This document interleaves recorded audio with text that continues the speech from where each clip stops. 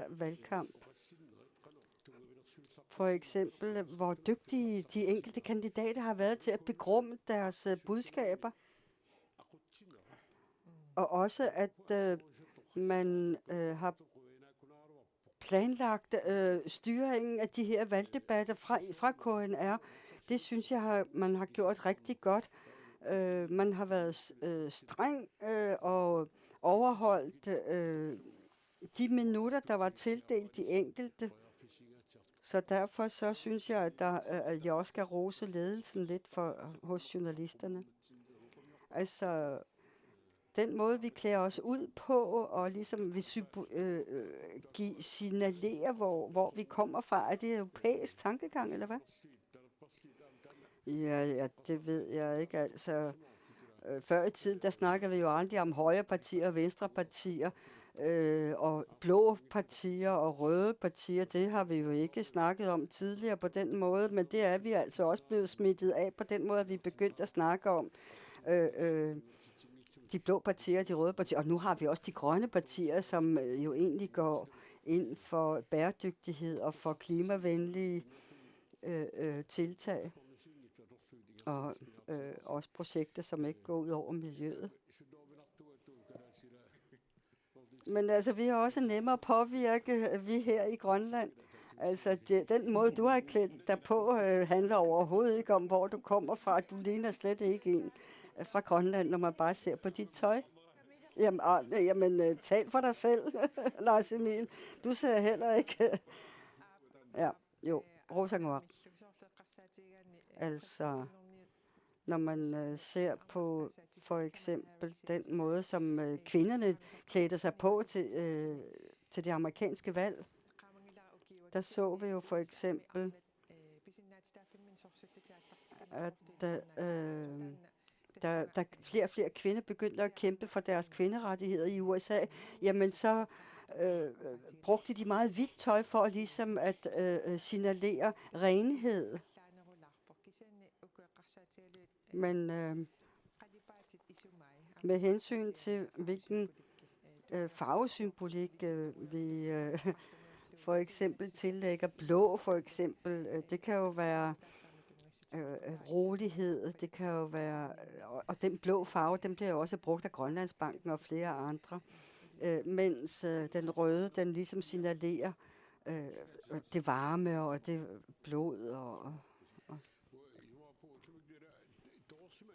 altså, hvad betyder beklædning, og hvad tøj man tager på?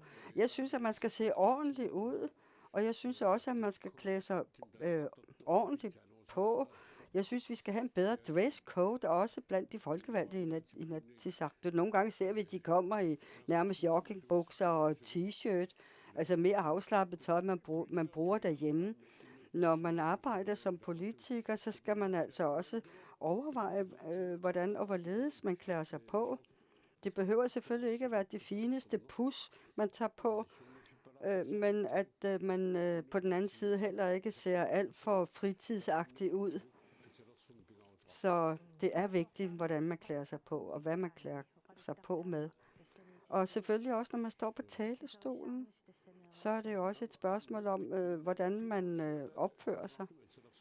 Jamen altså, kvinder er jo også rigtig gode til at vælge rigtig godt tøj, og også farver, der passer til situationen, så at sige. Ikke? Det var...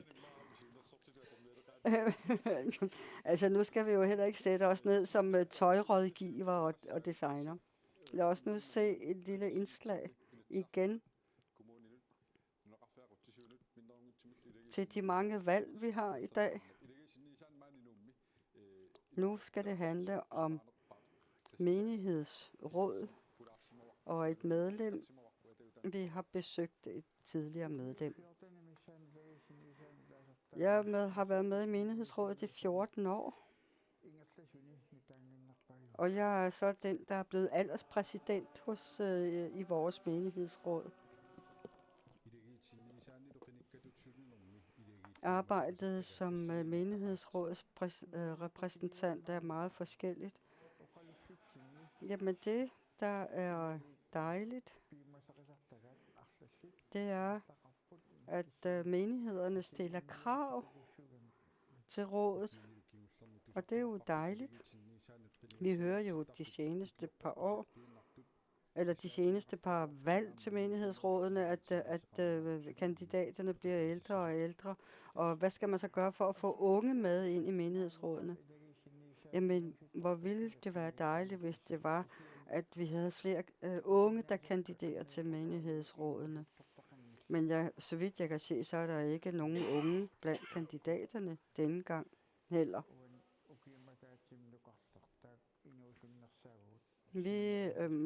Jeg og en anden, vi er de yngste, og den ældste er 84 i vores menighedsråd. Hvis man skal gøre det interessant for unge, at arbejde i menighedsrådet bliver valgt, så bør man holde nogle møder. Men det kommer selvfølgelig an på, hvad dag man vælger og hvad tid. Så uanset når vi indkalder til møder i menighedsrådet, så er der meget få, der dukker op. Nu er det ikke kun møder, man holder i menighedsrådet. Der er meget andre arbejdsopgaver, som de bliver stillet. Altså, når man vi er med til at fjerne de glas, som der bliver brugt ved forskellige seancer her i kirken. Lige så vel som vi også ordner de her ting.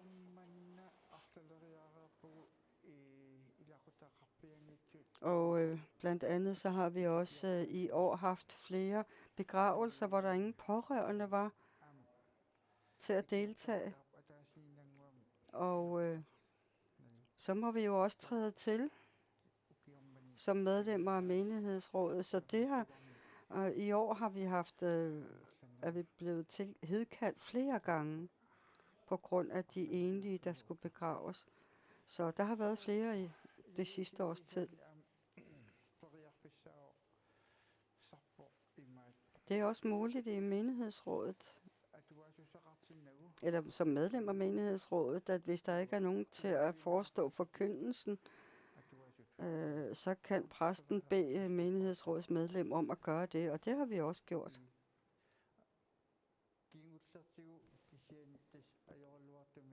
Men her på det sidste, så manglede man lidt træning hos nogle af dem, som ikke havde prøvet det før. Så jeg håber da, at de nye menighedsråd vil indbygge noget træning, eller at prøve at gennemgå tingene. Fordi der kan også være nogle mennesker, der har svært ved at stå frem foran en stor forsamling og sige noget. Da du skulle forkynde første gang, hvordan havde du det? Jamen, først var jeg helt rolig, og det var først, da jeg begyndte, at det blev spændende, eller at jeg blev spændt. Men jeg gennemførte det.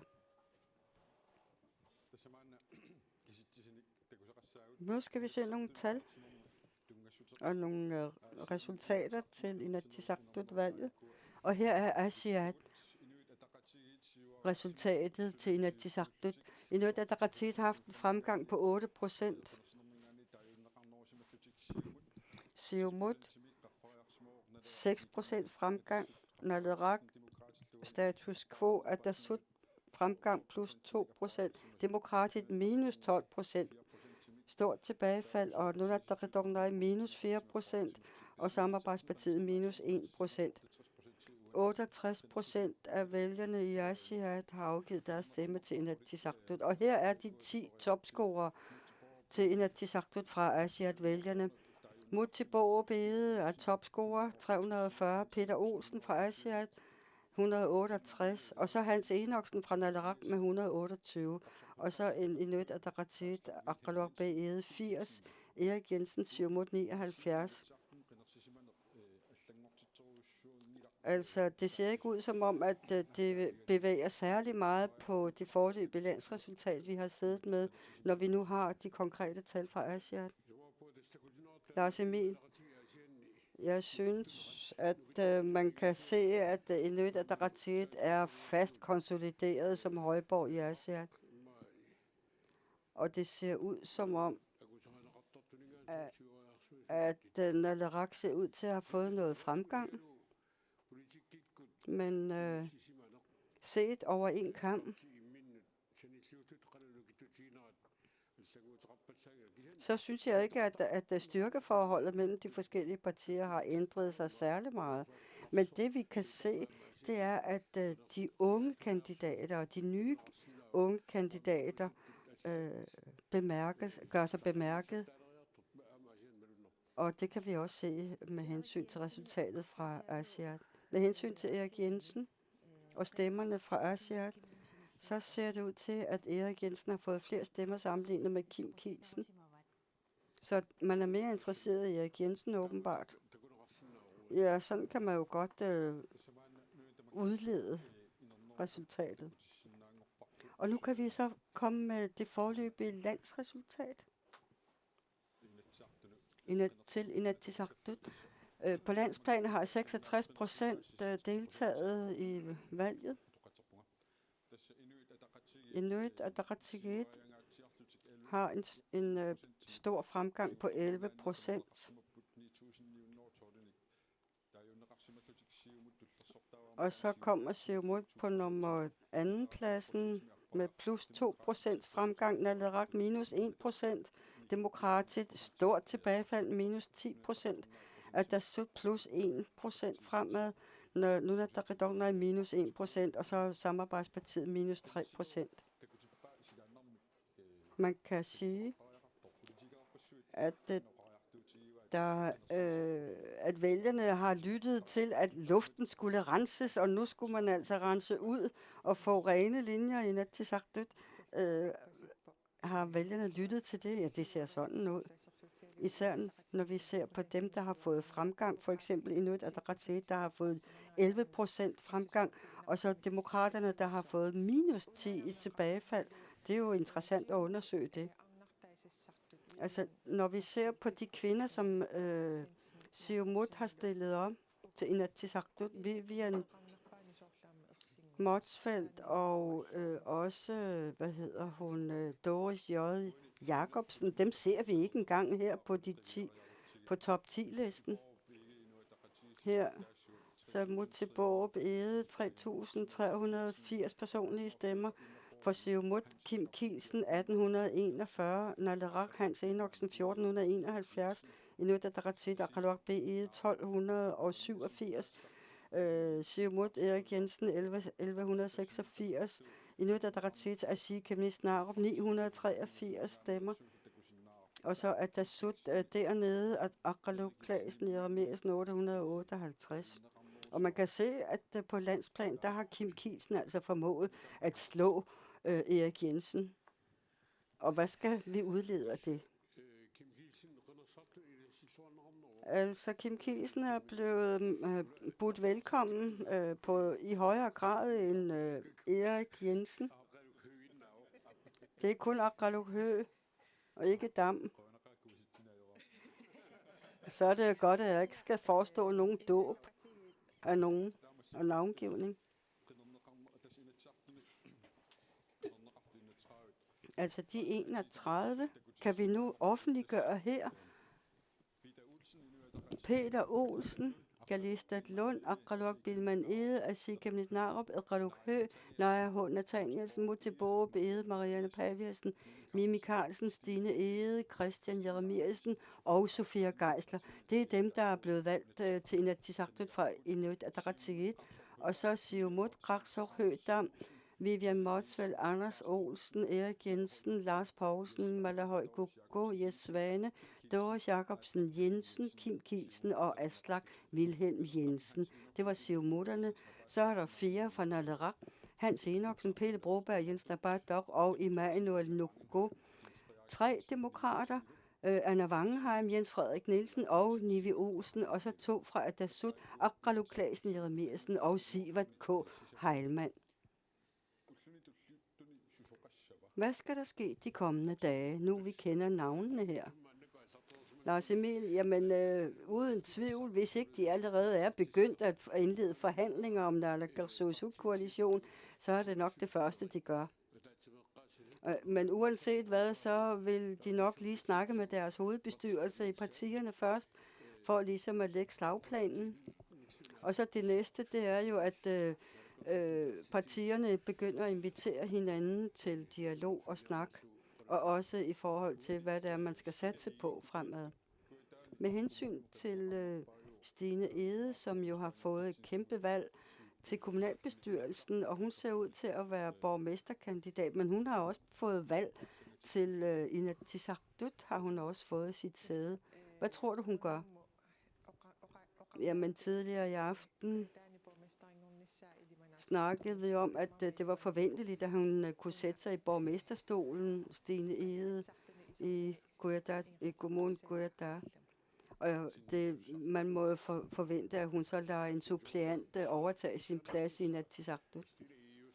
Jamen, det er jo spændende at være Stine Ede, fordi altså nu ser det ud til, at Inuit Ataqatigiit skal stå i spidsen og indlede forhandlinger om etablering af Naalakkersuisut.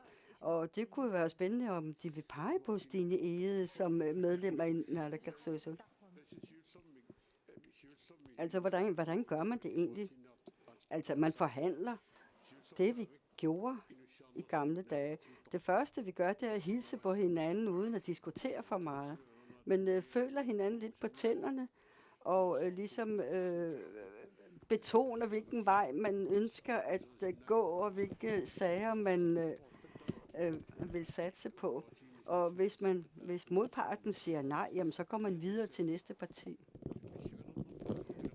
Men det, der er det mest spændende, når man er formand for et parti, det er, at når valget er overstået, at man begynder på en ny valgperiode, så er det, der er det spændende. Det er nemlig, hvem sætter sig i Naalakkersuisut, og hvem indgår koalition med hinanden. Og det samme er det med kommunalbestyrelsen. Kommunalbestyrelsen skal jo først holde møde, og så skal de jo vælge deres borgmester, og så skal de vælge deres udvalgsformænd og gøre ved. Og nu er det jo, foregår det hele jo på én gang, både til Inatsisartut og til kommunalbestyrelsen og bygdebestyrelsen.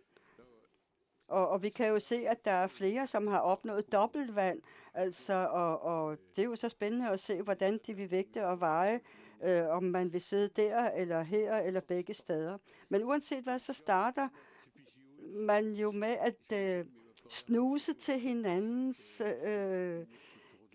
og hvilke emner man eventuelt har satset på, så må ikke de stille og roligt er begyndt.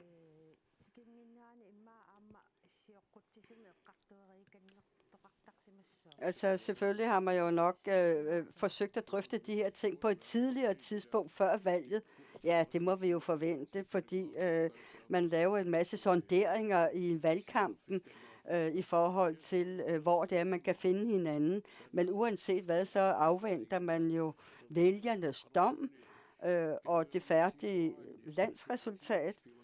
Og uanset hvad, hvis vælgerne siger, at der skal samarbejdes mellem to partier, så kan de to partier ikke vægre sig ved det. Altså man må jo respektere vælgernes dom, og uanset hvor uenig man er, så må man prøve at finde sammen. Selvfølgelig kan Inuit Ataqatigiit som det største parti selv vælge, hvem de vil samarbejde med for at opnå et flertal. Altså partierne har jo travlt de næste par dage. Hvad med journalisterne? Jamen, journalisterne har travlt. Der står journalister udefra, også uden på gangen. Der er nogen, der ikke får sovet i nat og her til morgen, fordi de skal jo alle sammen sætte sig ned og skrive tingene og få dem offentliggjort. Og sådan er det også for jer, der er ansatte her i KNR. Der skal jo være radioavis om få timer, og der skal jo være Granora, og vi skal jo også følge med i, hvordan de forskellige dialoger og forhandlinger skal til at pågå mellem partierne. Altså med hensyn til socialmedierne, hvad kan brugerne forvente af de sociale medier? Rosengård. Ja, måske kigger man ikke så ofte på sin Facebook-profil, fordi man kan også blive mæt selvfølgelig af at læse.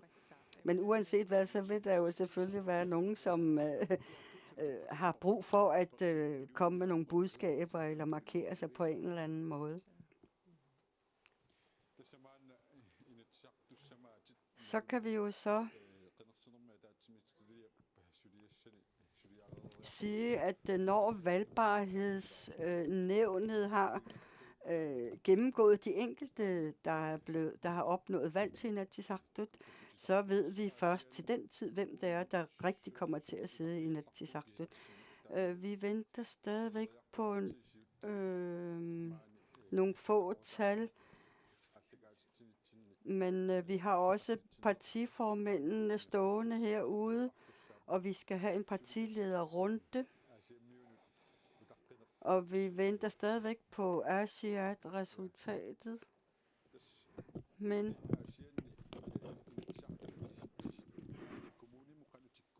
altså med hensyn til tallene til Inatsisartut-valget fra Asiat, hvordan ser det ud i forhold til kommunalbestyrelsen og valget i Asiat?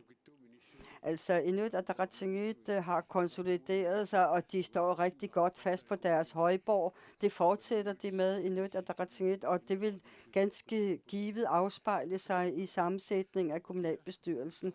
Det eneste, der er spørgsmålet, det er, hvem der bliver borgmester. Fordi der skal jo først en fintælling til af de enkelte kandidater for at afgøre, hvem der har det største stemmetal. Og mens vi venter på det endelige landsresultat, og vi venter jo på dem,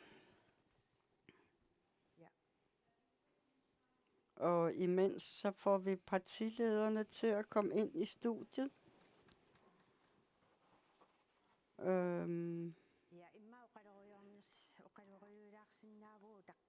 Ja, og så imens, så kan I bare sniksnakke, kan I ikke?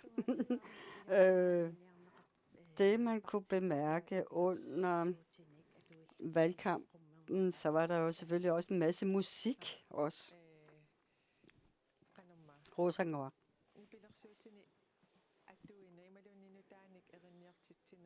Man har set, at det er blevet moderne at få valgsange komponeret og sangtekster formuleret. Demokratisk Inuit Ataqatigiit. Hver parti har selv fået udgivet deres musikvideoer med nye valgsange.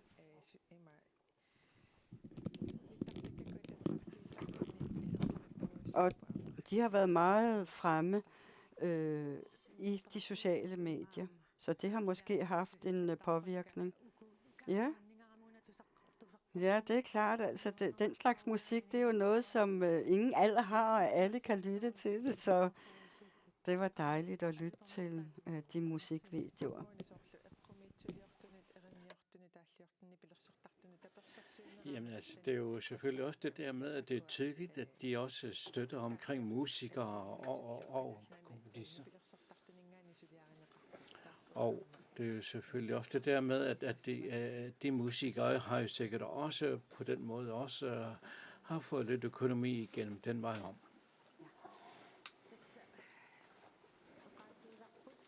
Altså, vi har så sagt, at partilederne er ved at være klar, og de er kommet ind i studiet. Og vi vil gerne takke Lars Emil Rosengård og Irene, mange tak, fordi at I kunne være med, hvor I så har været med til at så lave forskellige ting omkring, og ønsker jer god nat, og vores medarbejdere kommer til at stå sammen med partilederne. Ja, her står vi sammen med partilederne. Valget viser, Inuit Ataqatigiit er vinderne af valget. Hvad er det, der gør, at I vinder? I første omgang tak til befolkningen, at I tidligt til os har så at sige givet os råd til at arbejde for med mennesket i centrum de næste 4 år. Jeg synes, det er 2 spørgsmål, der har været vigtige i denne valgkamp. Befolkningens vilkår til dagligdags, som bliver mere og mere anstrengende. Det har været bestemmende. Og på bekostning af vores sundhed, og på bekostning af omgivelserne og miljøet, at det tiltag, man forsøger på, har man så at sige rejst sig op imod. Og befolkningen kræver. Det er 2 vigtige spørgsmål. Der er grund til, at vi står, som vi gør nu. Og Erik Jensen, Siumut, man må betegne, Siumut er stagneret i dette valg. Hvad kan du sige angående det? Men først vil jeg ønske Inuit Ataqatigiit, ønske dem tillykke til den nye status. Siumut har ikke stagneret. Efter de tal, vi har fået frem til nu. Vi er gået 2 procentpoint frem.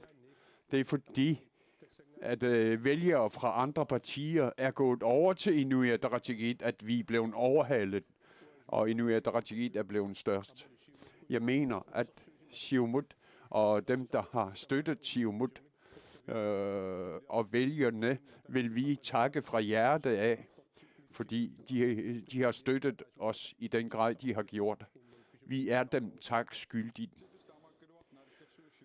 Men det på trods af formandsposten til naalakkersuisut må I aflevere til Inuit Ataqatigiit. På trods af, at I ikke er stagneret i procentpoint. Hvad er det, der gør, at I er nødt til at aflevere roer til Inuit Ataqatigiit? Jamen, det er jo vælgerne, der så at sige har bestemt det. Også i Siumut vil vi deltage i demokratiets forvaltning på. Og vi ønsker Inuit Ataqatigiit tillykke med overtagelse af roret. Og vi er selvfølgelig spændte på, hvad forhandlingerne vil bringe de kommende dage. Vitus, Inuit Ataqatigiit mistede deres plads i Inatsisartut. Jamen, når vi ser på... Jamen, jeg glæder mig, når jeg ser på valgkampen, set i bagspejlet. Og så vil jeg ønske de partier, der har fået pladser i Inatsisartut ved valget her. Jeg ønsker dem tillykke, og jeg ønsker dem et godt arbejde ude i fremtiden. Jamen, jeg har ikke noget ærger mig over, når jeg ser på vores resultat. Og det er også fordi, det har også været anstrengende, at det er 4 valg, der skulle gennemføres et og samme dag. Hvad er det, der gør, at I ikke er lykkes? Jamen, det er den der med kommunalvalg og Inatsisartut-valg et og samme dag. Og fordi vi er et lille bitte parti, at vi ikke... det er en af grunden til, at vi ikke er lykkes ved det valg her. Vi har også været bærere af et tungt ansvar ved sidste valgperiode. Og det har, så at sige, det har vi mærket ved at miste pladsen. Hvad skal så partiet nu I mister pladsen? Jamen, det kan jeg ikke sige på stående nu. Den nye valgperiode skal nok vise, at de udfordringer, der er forskellige udfordringer, der gør sig gældende. Pandemien gør sig gældende, så derfor de vilkår, der gør sig gældende, er meget udfordrende, og det skal kommende naalakkersuisut påtage sig. Økonomien, der er gået i stå på mange felter, skal overtages. Det bliver en tung opgave. Det bliver altså en tung start. Jamen, jeg må sige, at jeg må føle mig lettet de kommende dage, fordi det er en tung byrde, der bliver løftet fra mit åg. Og jeg skal nok tænke i de nærmeste dage, hvad jeg har af planer, så du kan nok ikke svare på det her nu. Hvad vil du så personligt lave fra nu af? Jamen, det skal jeg selv overveje de kommende dage. Men selvfølgelig, jeg har planer selvfølgelig. Og samarbejdspartiet, det at I ikke lykkes at komme ind i Inatsisartut, hvordan tager du det? Tässä marlunniisertitis rusukkaluaratta imalunniisertitsingiitsoorluta soorluoqarneratut tässä ataasiinnaagutta naalakkersuisuutitaqarnallu taava unammillornartoruyoruussuuvo tässä qanorluunniuqartoqaaluarpat tässä ullaakkusisamanu tallimanu suliartoraangatta unnuakkut soraartarluta ukiukaallapajarluu sulisarpugut tässä uangaqillanartariaqarpunga piffissaqarnerulaarnissannut ikingutikka ilaquttakkalu ilagilaarnissaanut piffissaqarfiingisaannarnikuuakkit matuma amma takutippaa saasutsinnikullugalu piffissamikingullermisakkortoruussuarmik tungavisaqangilluinnertumik tässä salilluangitsoornikuuakku qinersinersioqqullugu taava peqatigitilluu qarusuppunga suliassaruriuruussuaqarpoq siumuisigisumik meeqqainuusuttullu eqqarsaatigaluit sangiinnerusullu neriuppuaqinigaasut suliassakkivissinaassagaat pilluaritsi. Hvad skal samarbejdspartiet så gøre som parti? Tässä pininnertariaqassaagu unammilluta tässä uanga nuannarinnitsikka ikilisimangillat sul nuan qinnersinngikkaluarlu sul nuannaralunga nalunartarput qinnersinngitsoorsimasut qinnersiimmiuani i takkussuusimagaluarpat silaginnerulaarsimagaluarpa imma qinnersisikkaannerlanerulaarsimassagaluarpu immaralu iseqqillunga. Hvad skal du så lave fra nu af? Tässä suliffigisinnaasakka pingajusisamat piararsimapput kisiani sapatiakunneri pingajusisamat sineqqaalaarusuppunga tässä taamappo. Hvis vi ser på Naleraq, valgresultaterne, hvordan vil du vurdere det? Naleraq, hvordan synes du om jeres resultat? Jeg vil takke for, at vi ikke er gået så markant tilbage, og vi bibeholdt vores, selvom vi bliver betegnet nogen, der render fra ansvar. Men Mutji, må jeg ønske dig tillykke for dit resultat. Jeg håber, at du opnår gode samarbejder. Vitus og Samarbejdspartiet vil jeg takke for den service, de har ydet samfundet. I fra at være 3, nu er I 4 mandater. Er I styrket derved? Jamen selvfølgelig glæder det os. Og jeg glæder mig også over, at vi fra Østkysten har fået en rigtig god ung mand med på holdet. Og vi tror på, at vi kan servicere om end endnu bedre, end vi har gjort. Også i Nordgrønland. Jamen, I skal regne med, at vi effektiviserer vores arbejde. Demokratisk Jens Frederik Nielsen, demokratiet blev halveret. Man må sige, at I har gået tilbage. Hvad siger du til det? Jamen, vi har selvfølgelig forestillet os, at vi vil gå tilbage til valg. Jamen, fordi Niels Thomsen og Randi Vestergaard Evalsen ikke er her mere. Og i mellemtiden, så har der været udskiftning i vores formænd. Og vi har været med i en koalition, og det har kostet os dyrt. Og Mutji, må jeg ønske dig tillykke i Inuit Ataqatigiit.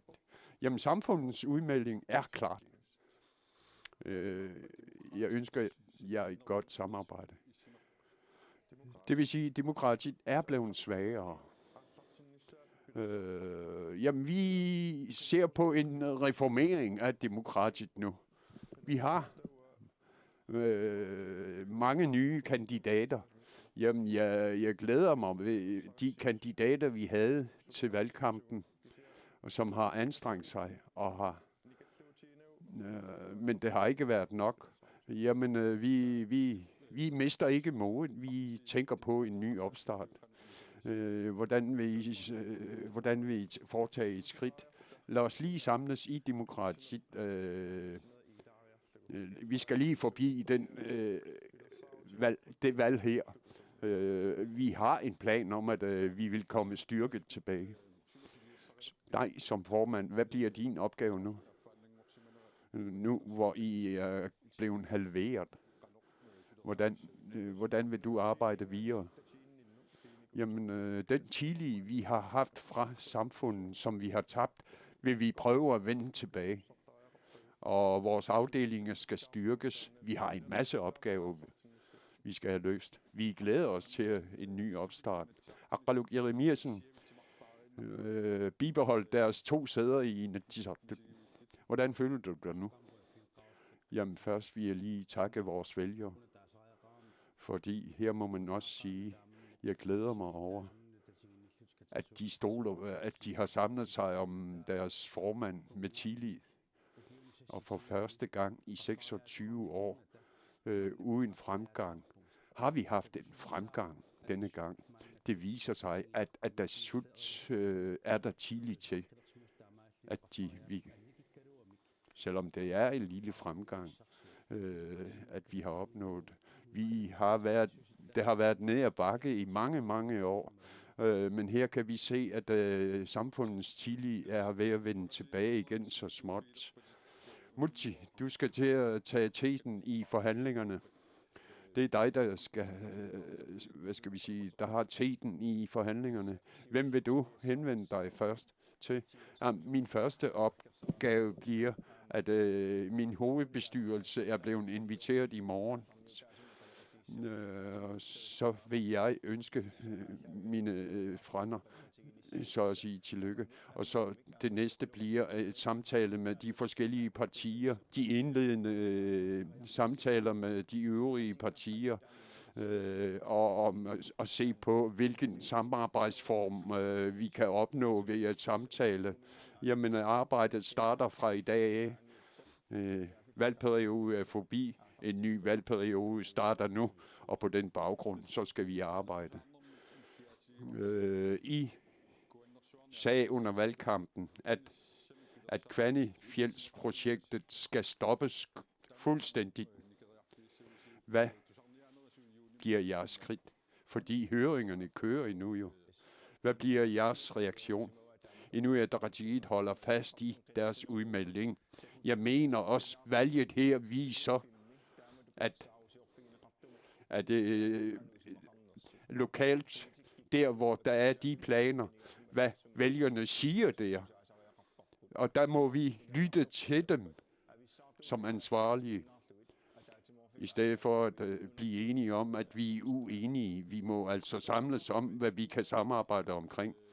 I valgkampen, der ved vi jo, ingen tvivl om, at I siger nej til uranudvinding. Er det det, der skal være udgangspunktet i forhandlingerne? Lad os se på, hvilke befolkningen kommer med en udmelding, og på baggrund af, hvilken baggrund vi har som partier, hvordan vi de kommende 4 år kan så at sige arbejde på baggrund af demokratiet.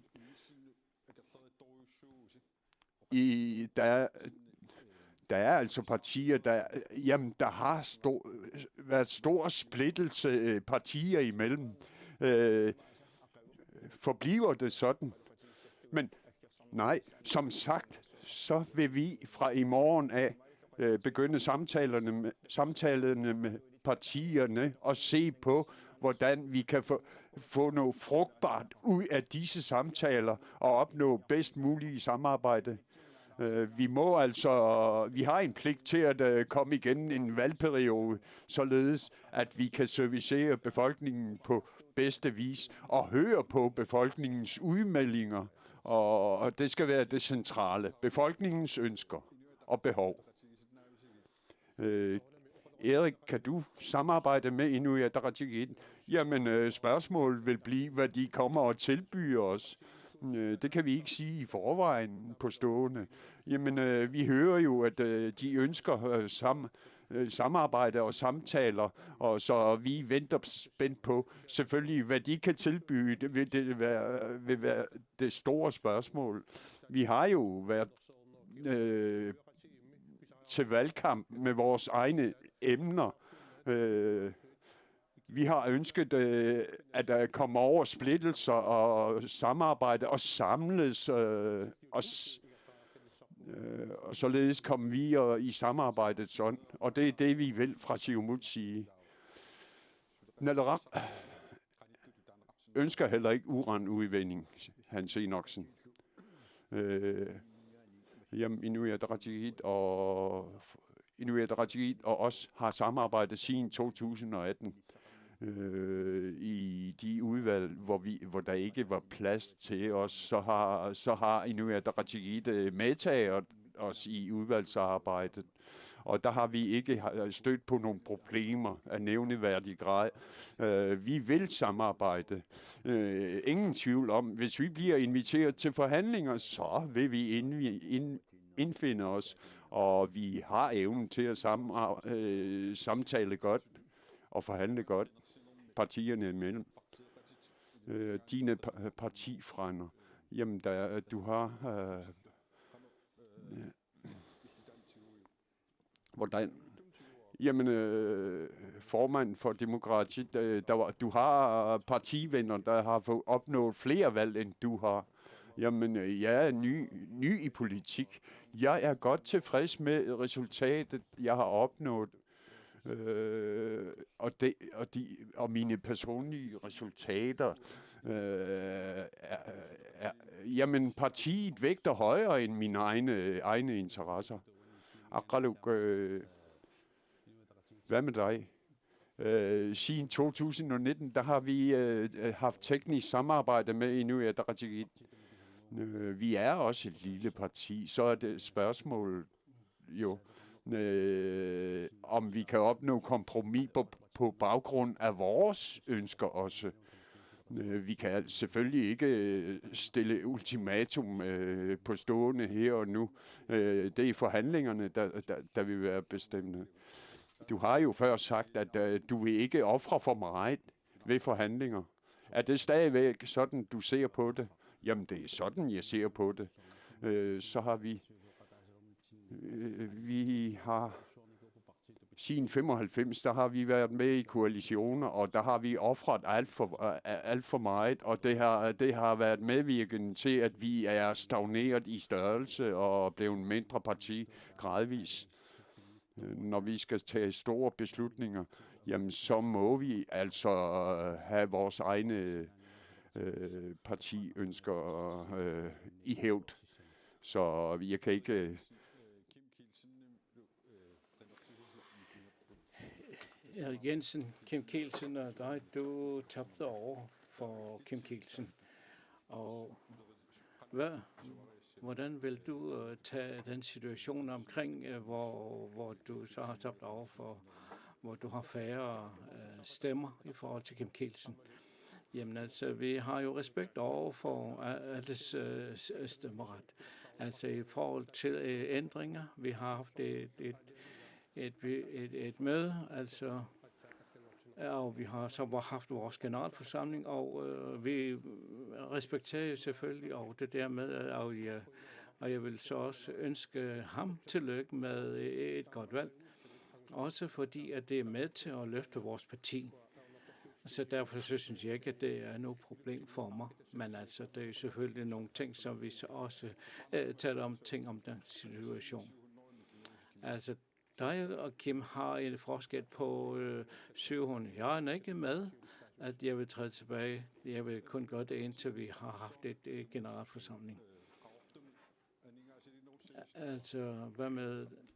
Altså, hvad tænker på omkring lufthavnen i Qaqortoq? Altså, jamen, altså, der er jo en omkring kondition. Altså, hvor meget skal vi betale med? Altså, skal vi lave et nyt udbud? Jamen, altså, nogle af de ting, jamen, altså, så skal vi jo så se, hvordan der er mange ting, som vi kommer til at tage det, og der er visse udfordringer, som vi skal overkomme. Og vælgerne har jo netop også givet et stort ansvar over fra vælgerne til Inuit Ataqatigiit. Og det er jo så også igen det, at vi ved, at vi er på vej over til en større bevågenhed fra hele verden over for vores land.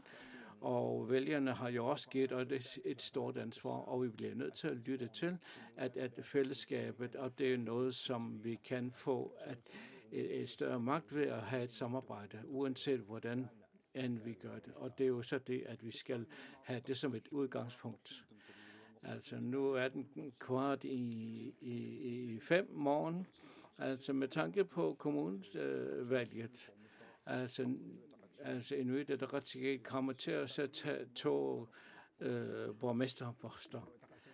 Altså vi vil gerne fra Inuit Ataqatigiit sige tak for kommunen Kujalleq med at den tidligt, som det har givet, hvor de så også på den måde også har givet således at vi på den måde kan gøre det nemmere for at kunne udforme visse ting, og specielt også i Kommunen Qarsaq, som så, jamen altså, vi har jo været i den situation, hvor vi er blevet udfordret utrolig meget under den tid, hvor vi har haft styr. Og vi synes også, at vores borgmester har haft et rigtig godt valg, og på den måde også har gjort. Så derfor så synes jeg, at det store ansvar, som vi også har fået tildelt, det vil vi jo selvfølgelig leve op til og arbejde med det, og vi er klar til det. Altså styret, som partiet også har taget, jamen det betyder jo utroligt meget for partiet. Altså nu har vi haft 2 borgmestre, og altså, vi har så fra partiet, altså fra Inuit Ataqatigiit, ønsket, at vi skal have 3, og vi er nu på vej godt til at gøre det, fordi at selvfølgelig vil det her resultat fra Kommunen Qarsaq, de kan også fortælle os, hvad det er. Men altså, det har jo så også givet os en anledning til i forhold til det der med Kvanefjeldet og det spørgsmål, der er. Altså, det er jo så det, at jamen, altså, det fortæller jo også, at vi får en mulighed for at kunne ændre på nogle af disse ting. Og dertil så skal vi her i forbindelse med den transition, altså arbejde med fra Inuit Ataqatigiit. Altså i forhold til det der med fra Siumut og så til Inuit Ataqatigiit, hvor styret, hvordan tager I det fra Siumuts side? Jamen altså, vi må jo tage det til efterretning, og det er jo så også noget, som vi skal respektere. Og hvad så vælgerne også har meldt ud til os, jamen det er jo noget, som vi tager til efterretning. Og sådan er valgets resultat. Ja, og selvfølgelig er det jo ærgerligt, at vi kommer til at miste borgmesterposten i Kommunen Kujalleq. Og det er jo desværre den situation. Altså, det er nu vil de jo gøre det bedste, de kan for os at nå så vidt muligt. Og jamen altså, det må vi jo så takke for. Og det er jo de resultater, og vi har så tabt over for Inuit Ataqatigiit i Kommunen Kujalleq. Og det respekterer vi. Altså, nu er det så også det i Sermersooq Kommune. Jamen altså, det har så ikke lykkes. Hvordan tager I det fra Siumuts side? Jamen altså, vi har stadigvæk her i Kommunen Qarsaq, Sermersooq, et arbejde, som vi skal gøre. Hvad er det så, vi skal gøre her i den kommende tid? Og i forhold til de forskellige kommuner, altså med landet som helhed, og Inatsisartut, jamen altså, det er igen det, at vi må så tage til, at vi skal i hovedbestyrelsen mødes omkring den situation, som vi står i nu, således at dem, de folkevalgte kan mødes, og på den måde også arbejde hen imod, hvorledes at vi kan gøre tingene bedre. Og Mutsiborg Ede,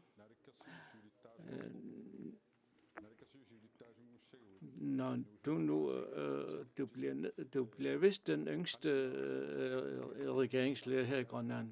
Hvor klar er du til at tage rådet? Jamen, jeg er klar, og jeg glæder mig for i den kommende fremtid at være en verdensborger, men samtidig altså med det udgangspunkt i, at vi er altså klar at være med i front Altså, jeg er måske ung. Ja, det kan selvfølgelig måske være noget, man kan være udfordret. Jeg tager det bare som en styrke. Og også, jamen, da jeg tog den beslutning, at hvis jeg nu, jamen, så tog jeg den beslutning, at jeg så også kan lede et land på den måde. Og med tanke med, jeg er klar. Jamen altså, jeg tog allerede dengang det skridt til, at jeg er klar til at lede et land sammen med borgerne, vil selvfølgelig være med til at skabe en god styrke, således at vi også på den måde kan have et rigtig godt ledelse. Jamen altså, hvordan vil du være anderledes i forhold til andre? Jamen altså, for mig er dialog meget vigtigt, og det er jo noget, som jeg altid har lagt stor vægt på. Jeg lægger vægt på, at man inddrager borgere, uanset om hvor forskellige meninger vi har. Jamen altså, det er jo det centrale. Og det er jo så også det, at det politiske arbejde er jo noget, som også efter de her forhandlinger er sket, jamen så vil Inuit Ataqatigiit selvfølgelig føre ind her. Jensen, altså med tanke på borgmesterposterne det kommer også til at ske et skifte der. Hvilke konsekvenser vil det så have? Altså med tanke på i Avanette Kommune, jamen så må vi jo så være glade for, at vælgerne også har taget det valg, at man vil gøre det, så må vi jo takke for det. Jamen altså, så må vi jo så også se, altså, at vi skal jo respektere vælgernes valg på, hvem der skal lede. Og det er jo noget, som Avanette Kommune jo også vil altså drøfte, hvordan de vil gøre det. Jamen, hvordan de så vil organisere sig inden for deres egen ramme, er jo noget, som vi også respekterer, også fordi at vi tror på, at de vil føre ind der. Mod til bordbilledet, jamen altså, en af de ting, som måske noget, som journalisterne altså tager op. Hvad kan vi som et folkeslag, hvordan skal vi her i forbindelse med de her forhandlinger, hvad kan vi regne med i forbindelse med de her forhandlinger, som I kommer til at indgå? Altså, vi vil selvfølgelig her det første. I morgen, der er det en kop kaffe, som vi vil tage, og derfra, så vil vi jo så derfra tage de forskellige skridt til at forhandle. Og der må vi jo så prøve på at finde de forskellige muligheder på, hvorledes at vi vil skabe det samarbejde, og hvor mange partier skal samarbejde, og hvor bred en koalition skal det så være. Det er jo så nogle af disse ting, som vi igennem disse forhandlinger skal se, og selvfølgelig vil vi jo være så vidt åbne for, således at befolkningen også kan se, hvilken ledelse kommer til at tage det. Og det er jo ikke sådan, at en aftale kommer på plads, således at det kommer ud til folket med det samme. Altså til Martesson og nødt og Vitusrujaketsok, Inuit Ataqatigiit og Erik Jensen fra Siumut og fra Nadarok, Hans Enoksen og fra Dasut Agraduk-klassen Jamesen og Niels Frederik Nielsen. I må have en god nat, og tak fordi jeg ikke kunne være her. Og således kan vi efterhånden afslutte mange timers, næsten 9 timers transmission herfra. Det er jo tidlig morgen. Uden tvivl, så er det spændende de næste par dage, hvordan dialogerne og forhandlingerne vil tage sig ud. Vi mangler selvfølgelig Asiat konkrete resultat, men der er sket mange ting i løbet af natten og aften. Vi har hørt forskelligt og set forskelligt fra valgstederne og fra partiernes samlingssteder, hvor vi har set de glade mennesker. Og tusind tak for, at I kunne hænge ved så længe, og rigtig god nat eller morgen.